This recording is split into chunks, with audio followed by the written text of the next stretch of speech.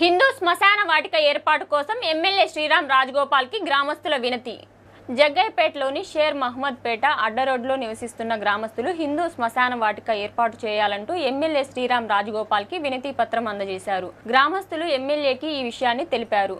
మా షేర్ మహమ్మద్ పేట అడ్డరోడ్లో సుమారు 300 కుటుంబాలు నివసిస్తున్నాయి.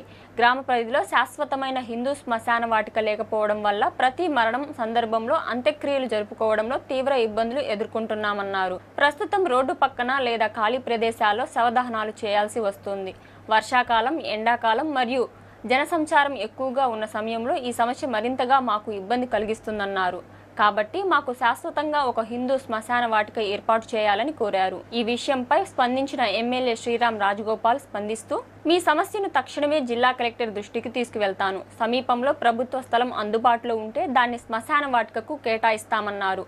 అవసరమైతే ప్రైవేటు స్థలాన్ని కొనుగోలు చేసైనా సరే సాధ్యమైనంత త్వరలో హిందూ శ్మశాన వాటికను ఏర్పాటు చేస్తా అని హామీ ఇచ్చారు.